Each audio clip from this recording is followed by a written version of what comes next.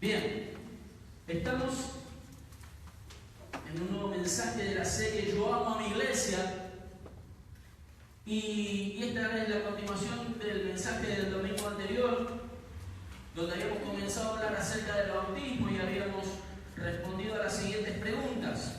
¿Cómo paso a ser parte del cuerpo de Cristo? ¿De qué manera me introduzco dentro de la membresía? Es decir, ¿de qué manera soy miembro de este cuerpo?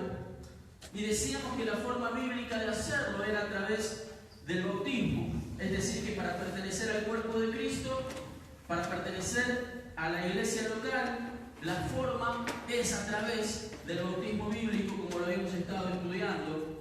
Y decíamos acerca del bautismo que el bautismo es una cuestión de fe y de obediencia. Y que el bautismo tal y cual como es enseñado en el Nuevo Testamento es, primero, de creyentes, es por inmersión, es lo más rápido posible después de haber recibido a Cristo como tu Señor y Salvador. Y la cuarta cosa es que es un acto de obediencia, que no tiene que ver tanto con el conocimiento que yo pueda tener, sino con la obediencia que yo tengo. Y ahora me quiero detener en otro aspecto de esto de pertenecer al cuerpo de Cristo, y que tiene que ver con la comunión, que tiene que ver con que es un complemento del bautismo. Con el bautismo decíamos que entramos dentro de la comunión del cuerpo de Cristo, y con esto que vamos a ver en esta mañana estamos expresando nuestra comunión de dos aspectos: en un área vertical hacia Dios y horizontal hacia nuestros hermanos. Y hoy vamos a hablar acerca de la cena del Señor. Y al hablar de la cena del Señor, fíjense que yo uso el concepto, y lo repito una vez y otra vez, que hablo de cena del Señor y no de Santa Cena. Yo por mucho tiempo usaba esta frase Santa Cena, vamos a celebrar la Santa Cena, hasta que hace un tiempo cambié y ya no hablo más de la Santa Cena, sino que hablamos de la cena del Señor. Y es importante cuando nosotros expresamos y cuando nosotros decimos cosas, lo que estamos diciendo es importante lo que expresamos con nuestras palabras, porque implica lo que creemos. ¿Y por qué yo uso este concepto de cena del Señor? Porque para mí, santo es el Señor, y santos somos cada uno de aquellos que hemos sido limpiados con la sangre de Jesús. Fíjense que la Biblia da el concepto de santo para Dios, y el Nuevo Testamento habla de santos para los creyentes. Vos, yo, somos santos. Muchos de nosotros tenemos el concepto de santo, aquel que está en una estampita, aquel que nunca se manda ninguna. Pero es interesante, si leemos a lo largo de todo el Nuevo Testamento, cuando el apóstol Pablo sobre todo introduce sus cartas y empieza a hablar a las creyentes, dice a los santos que están en tal ciudad. Por ejemplo, el caso más notorio es las dos cartas a los Corintios, primera y segunda de Corintios, dice a los santos que están en la ciudad de Corinto. Y si uno lee después la vida de esos, entre comillas, santos, dice, estos no son de ninguna estampita, porque en realidad el tema de santo, de santidad, es que somos apartados por Dios para una tarea específica. Y este concepto de las cosas santas es un concepto del Antiguo Testamento, ya que en el Antiguo Testamento había cosas que eran santas y utensilios que solamente podían ser utilizados para el servicio de Dios dentro, primero, del tabernáculo de David, esa tienda de campaña que se armaba en el desierto y que era móvil, y después ya cuando el pueblo de Israel se estableció en Jerusalén, el templo de Jerusalén, había utensilios que eran santos, que no podían salir de ese lugar y que solamente eran usados y consagrados para la organización en el servicio a Dios. En el Antiguo Testamento hay un concepto muy fuerte entre lo sagrado y lo profano, entre cosas que son sagradas, que no se pueden hacer ciertas cosas dentro o del templo o con ciertos utensilios porque son santas, y otras cosas que son profanas, que se pueden usar para la vida de todos los días. Pero en este tiempo, en el tiempo del Nuevo Testamento, en el tiempo en el que llamamos la era de la gracia, ya no está este concepto de lo santo y de lo profano hablando de las cosas. Muchos de nosotros tenemos el concepto de que este lugar es un lugar santo. Guarda, no se puede comer acá adentro porque es santo. No se pueden hacer cierto tipo de cosas porque es santo, porque este lugar es la iglesia. ¿Y este lugar es la iglesia? Lo que hemos estado viniendo todos los domingos. Este lugar, estas 4 paredes son la iglesia. ¿Quién es la iglesia? Nosotros. Entonces, ¿quiénes somos los santos? ¿Quién transforma un lugar en santo? Nuestra presencia. Nuestra presencia hace que estas 4 paredes se transformen en un lugar santo. Con Pedrito y con Gonzalo estamos visitando la cárcel y nuestra oración cada vez que nos permiten entrar dentro de una celda, oramos que ese lugar se transforme en casa de Dios y puerta del cielo. Uno puede decir, pero es una celda, están encerrados, están ahí porque han hecho algo malo, están acusados de algo que por eso están ahí, la justicia los manda. ¿Cómo ese lugar se va a transformar en casa de Dios?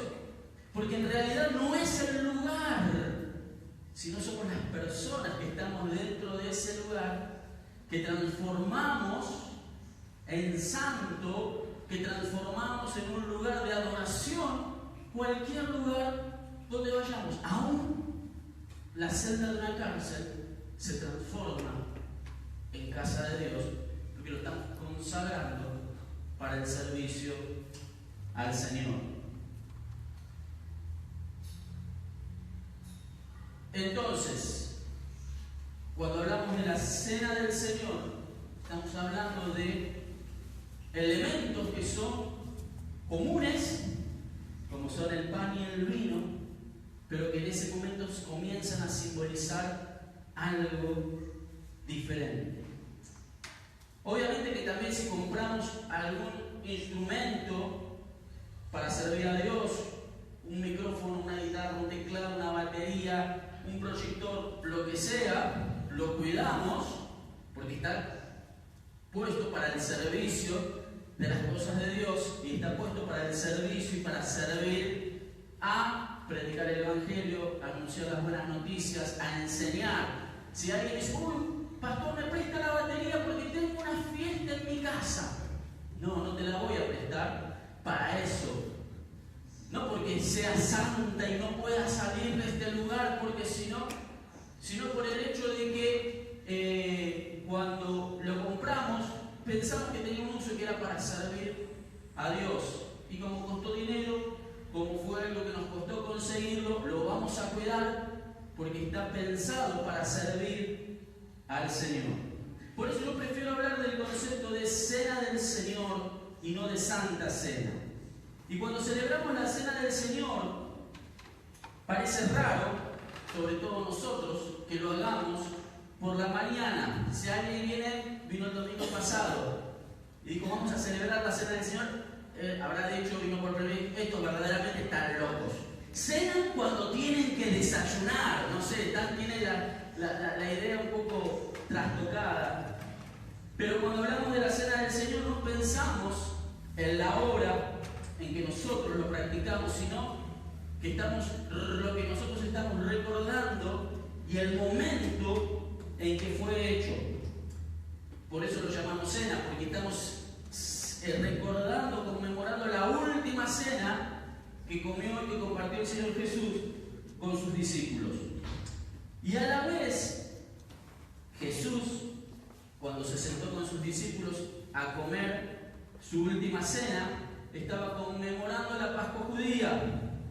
La Pascua es esta fiesta que los judíos celebran cada año para recordar cómo Dios los libró de la esclavitud de Egipto, y en forma especial en esta cena de Pascua lo que celebran es la última plaga o el último portento que fue realizado en Egipto. Si ustedes recuerdan, cuando los primogénitos fueron muertos, los los primeros hijos, tanto de animales como de seres humanos, de Egipto murieron.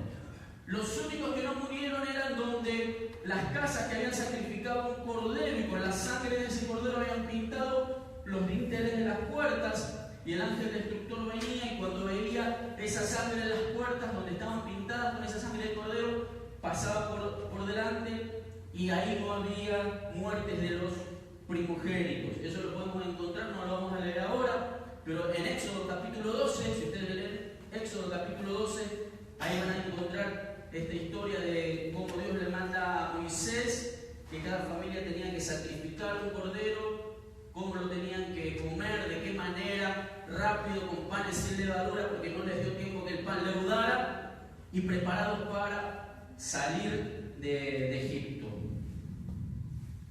Pero no nos vamos a detener a explicar esto, sino que nos vamos a detener un poco más en la cena del Señor. Y a ver qué tiene que ver esto de la cena del Señor con nuestro tema Yo amo a mi iglesia. Y para eso, sí, les voy a invitar a que busquen en 1 Corintios capítulo 11.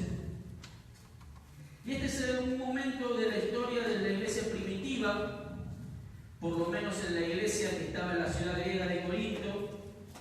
Y la cena del Señor era entendida como verdaderamente su nombre lo dice, una cena con todos los elementos que una cena tiene. Imagínense que se juntaban como a sentarse a celebrar la Navidad, ¿sí? Con todo lo que en una mesa de Navidad puede haber. Esta era la cena que tenían, todos los elementos: entrada, plato principal, postre, bebida de todo tipo. Eso era la mesa en la cual se sentaban a comer en la iglesia primitiva.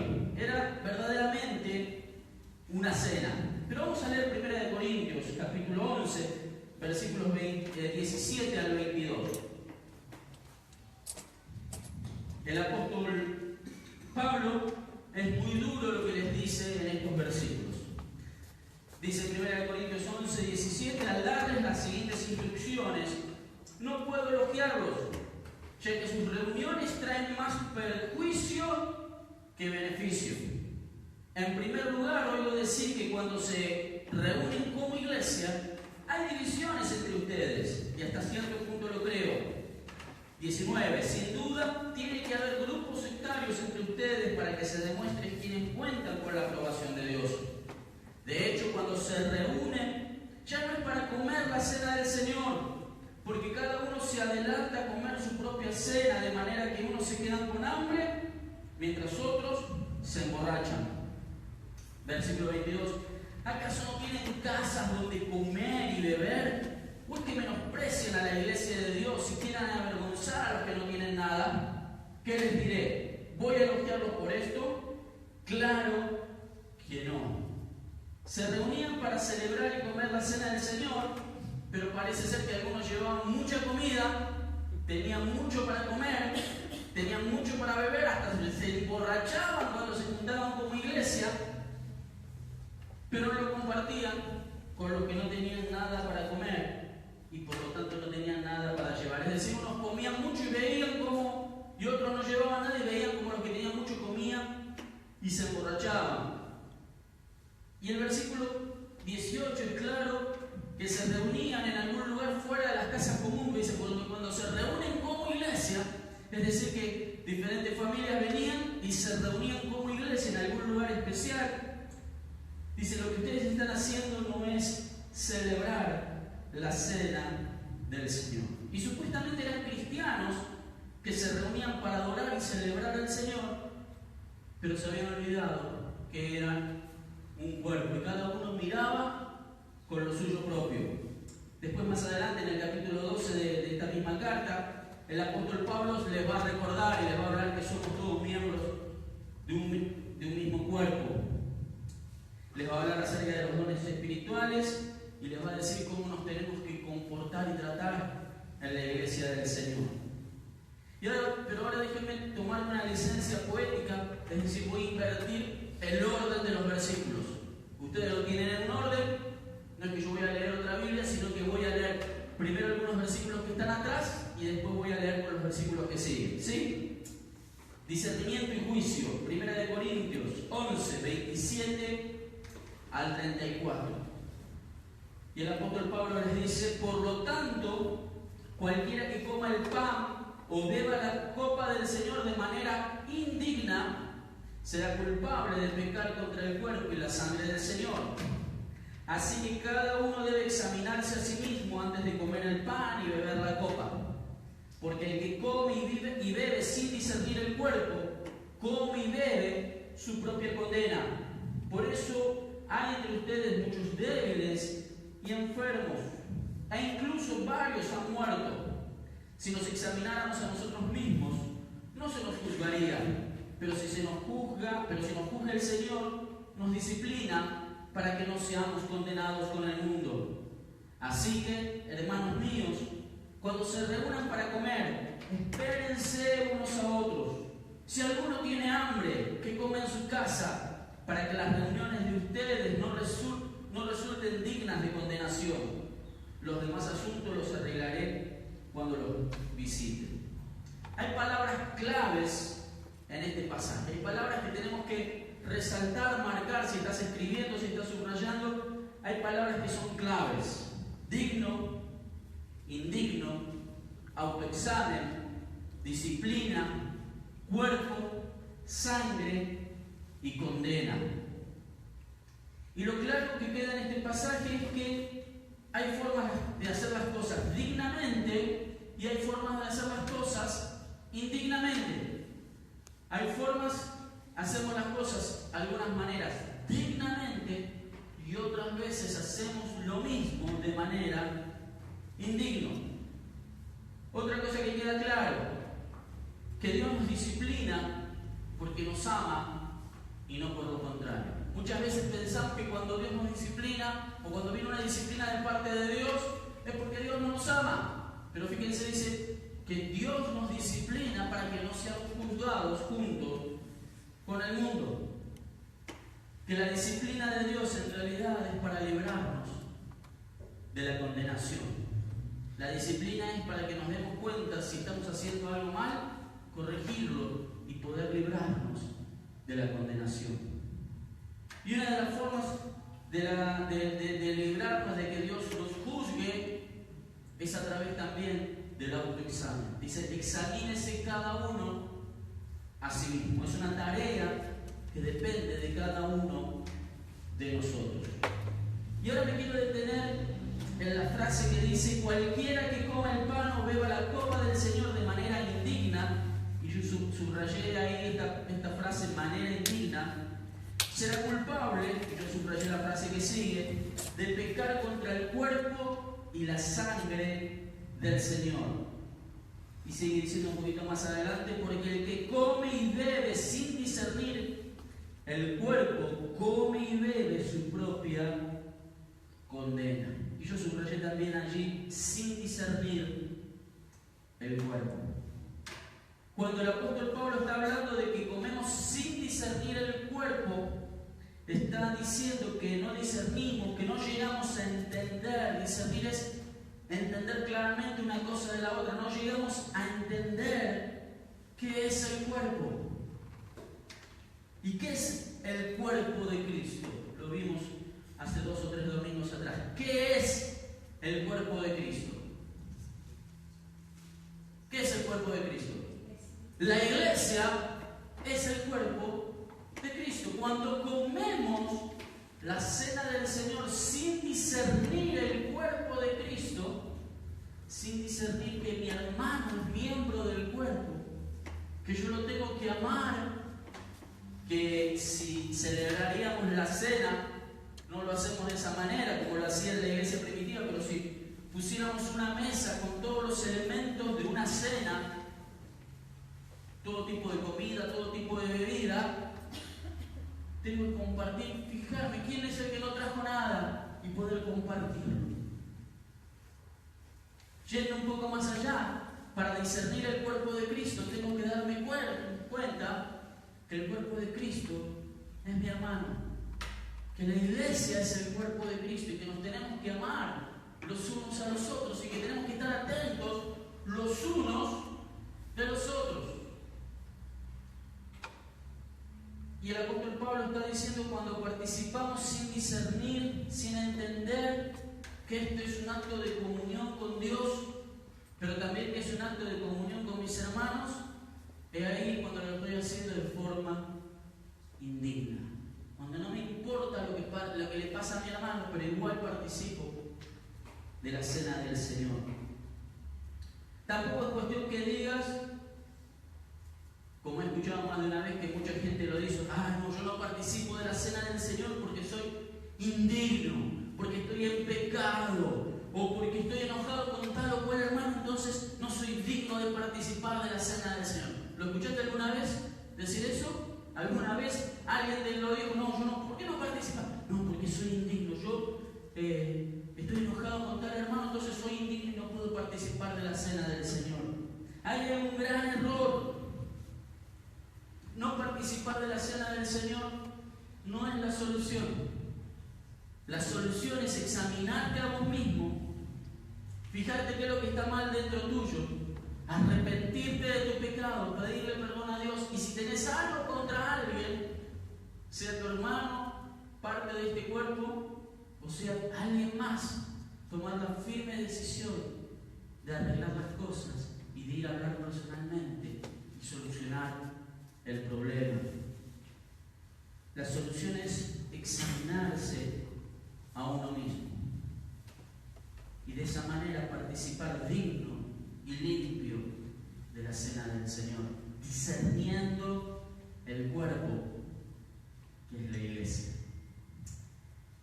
¿Para qué? Para que no haya ni débiles, ni enfermos, ni muertos espirituales entre nosotros, para que podamos vivir la vida plena que el Señor quiere que nosotros vivamos. Es interesante, parece una tontera, pero voy a participar, voy a comer pan y voy a tomar vino. ¿Qué debilidad espiritual me puede traer esto? ¿Me puede matar espiritualmente esto? Y según lo que enseña el Nuevo Testamento, parece que sí. Parece que si comemos de la comunión, que es lo que simboliza la cena del Señor, sin discernir al cuerpo de Cristo, comenzamos a enfermarnos espiritualmente y hasta podemos llegar a morir espiritualmente. ¿Qué es la cena del Señor entonces? La cena del Señor, hablando del pan y del vino, es un símbolo. Porque verdaderamente el pan y el vino que usamos en la cena del Señor no cambian ni se transforman.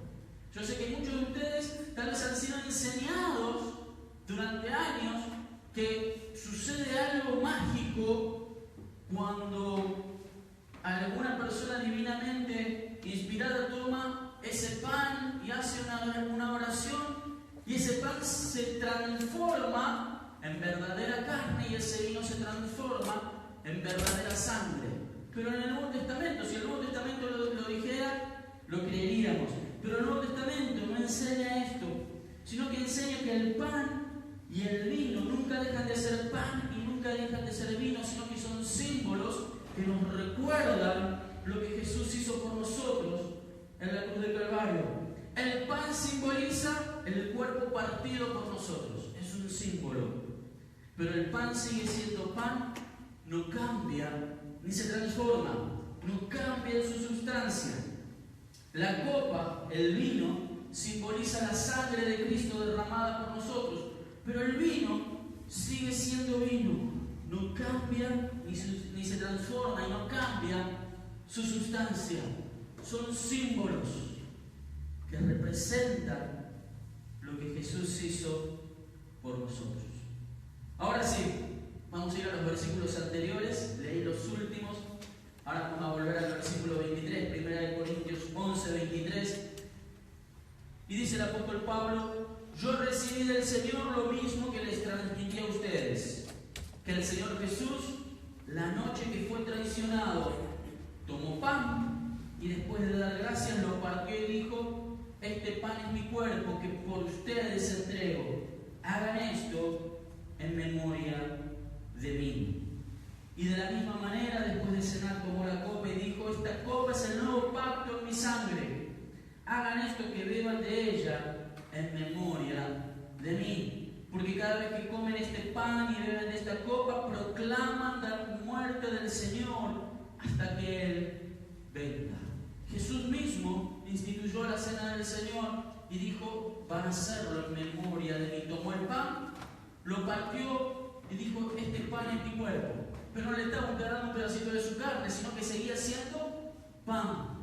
Y esta copa es el nuevo pacto en mi sangre. Su sangre todavía no había sido derramada, sino era algo que iba a suceder en unas horas en la cruz del Calvario. Este hecho de haber tomado el pan y el vino de la última cena que comió con sus discípulos, y por el hecho de que este pan y este vino eran precisamente lo que usaban para celebrar la Pascua judía, es muy significativo. Jesús tomó los elementos que eran de la Pascua judía y les dio un nuevo significado. ¿Se acuerdan? Había que sacrificar un cordero en la Pascua judía y con esa sangre pintar, para que el ángel de la muerte, al ver la sangre pintada en las puertas, pasara por arriba de esas casas y no pasara nada. Y él toma estos mismos símbolos. El pan sin levadura. Jesús ya lo había explicado, que la levadura significaba el pecado, que la levadura significaba la mentira, que la levadura era algo que se metía dentro de la masa, y aunque no se veía, fermentaba toda la masa y hacía un cambio en esa masa. Y él dice: pan sin levadura, sin pecado, sin maldad, sin nada oculto. Y ese vino, que los judíos tomaban 4 copas de vino en esa cena, recordando diferentes momentos, él le da un nuevo significado. Este es el nuevo pacto en mi sangre. Va a haber algo nuevo, va a haber un nuevo pacto, va a haber un nuevo comienzo para todos aquellos que reciban este sacrificio que yo hago, dice Jesús. Y al hacer esto, lo hacemos en memoria de Jesús, recordando lo que Él hizo por nosotros en la cruz del Calvario. Y a mí me llaman la atención 2 cosas. Una es, ¿por qué Jesús dice: háganlo en memoria de mí? Y otra cosa que me llama la atención, más del mundo actual, es que la empresa número 1 del mundo en gaseosas, que es Coca-Cola, cuando vos tenés ganas de tomar una gaseosa, ¿qué decís? ¿Me voy a tomar una? No importa si sea de naranja, de limón, de lo que sea, vos querés tomar una Coca-Cola. Es la empresa número 1 en el mundo de gaseosas. Pero sin embargo, Coca-Cola no deja de hacer publicidad ni en la radio, ni en la tele, ni en internet, ni en diarios, ni en la cancha de fútbol, ni en revistas, ni en espectáculos teatrales. En todos lados donde vos vas, ves los carteles de Coca-Cola. Y a mí me llamó la atención: ¿por qué Coca-Cola, siendo la número 1, teniendo el mercado mundial a sus pies, sigue haciendo publicidad una y otra vez y te sigue bombardeando todo el tiempo con las publicidades? Porque sabían de marketing y saben que la gente necesita todo el tiempo que le estén recordando todas las cosas para seguir siendo la número 1. Bueno, los cráneos de Coca-Cola, les tengo que decir algo si me están mirando. Hello, no inventaron nada. Ustedes no son los creadores del marketing, ni de la publicidad, ni que sabían que el hombre tiene la memoria finita y rápido se olvida de las cosas. ¿Quién fue? Dios. Dios sabía que nos olvidábamos de las cosas. Por eso dice: cada vez que coman de este pan y beban de la copa, la muerte del Señor anuncian hasta que Él venga. Lo podemos hacer todas las semanas. Hay hermanos nuestros que celebran la cena del Señor todos los domingos, celebran la cena del Señor. Lo podemos hacer una vez por mes, como hacemos nosotros. Nosotros el primer domingo de cada mes, regularmente, a veces lo cambiamos de domingo, pero regularmente el primer domingo de cada mes celebramos la cena del Señor. Otros lo hacen cada 6 meses, otros lo hacen una vez por año. El Nuevo Testamento no nos dice cada vez que ustedes se sienten o participen o celebren y coman del pan y beban de la copa, ¿qué están haciendo? La muerte del Señor Jesús anuncian hasta que Él venga. No se olviden, no se olviden. Cada vez que, y a mí me gusta sentir el sabor del pan, sentir el aroma y el sabor del vino en la boca, porque me hace recordar que Jesús murió en la cruz del Calvario, pero que no está muerto, al tercer día resucitó, está a la diestra del Padre y está volviendo a buscar a su iglesia. Yo siempre lo digo y no me voy a cansar de decirlo, cada vez que celebramos la cena del Señor estamos haciendo un acto profético. Estamos anunciando lo que pasó, pero estamos anunciando algo que todavía no sucedió, la segunda venida de Cristo. Cada vez que celebramos la cena del Señor, nos decimos a nosotros mismos: iglesia, prepárate, Cristo viene pronto, lo estamos esperando, estamos anhelando que Él nos venga a buscar, pero también estamos anunciando en el mundo: ¿están preparados? ¿Están listos? Si Cristo viniera ya, ¿estarías listo para recibirlo? ¿Estarías preparado si Cristo viniera en este momento? ¿Tu corazón, tu vida estaría preparada para recibirlo? Cada vez que comemos la cena del Señor, anunciamos que Jesús murió por nuestros pecados y creemos que con su muerte a la cruz el precio de nuestro pecado fue pagado. Y cada vez que participamos de la mesa del Señor, como que renovamos nuestra comunión, aunque todos los días lo hacemos, cuando oramos, cuando participamos, cuando leemos la Biblia, cada uno lo hacemos cuando oramos al Señor, pero es algo especial.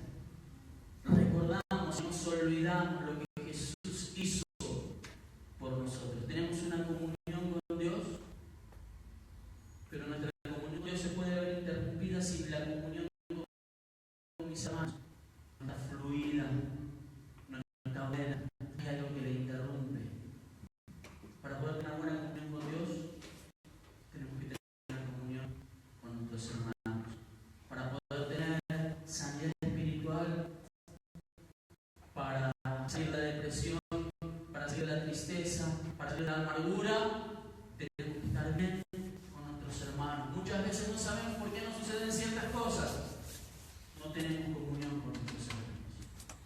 Vivimos apartados de nuestros hermanos. Venimos rápido, llegamos tarde a la iglesia, llegamos tarde cuando la iglesia se congrega, llegamos tarde cuando comenzamos el culto, llegamos, hablamos, nos sentamos, escuchamos la palabra, cantamos dos canciones y cuando te quieres hablar, nadie más te vio, desapareciste, no estás más. Pareces un fantasma, pero yo lo vi, pero no quise hablar y se me escapó. Te pasó una vez eso, quise saludar a alguien y se escapó. La comunión también está en poder abrazar, darnos un beso, estar juntos, porque lo necesitamos. La comunión también está en poder participar en las actividades que realizamos como iglesia, poder ir a tu grupo de vida, estudiar juntos la palabra de Dios, abrir nuestro corazón y compartir nuestras necesidades. Y termino con este versículo, Apocalipsis 22:20, palabra de Dios para todos, lo dice así: Jesús, el que dice estas palabras son ciertas, dice: sí, vengo pronto. Así sea, ven, Señor Jesús. Jesús viene pronto. Amén. Amén. Él viene pronto. Lo creemos y como iglesia decimos: así sea, ven, Señor Jesús. Cuando participamos de la cena del Señor, estamos participando también de la comunión y estamos diciendo a Jesús: Señor, vení pronto. Señor, vení pronto.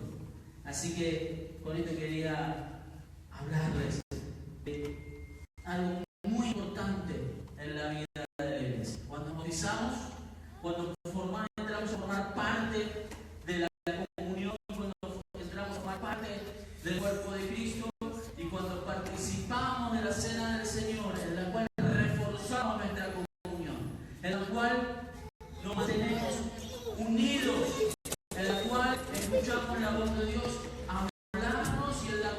sentimos que Dios se manifiesta en medio nuestro. Amén. Así que yo quiero invitarte a ponernos de pie, vamos a adorar el nombre del Señor, vamos a cantar, a alabarle, bendecirle, darle la gloria a la obra, y que puedas realmente participar de la comunión, no solamente cuando celebramos la cena del Señor,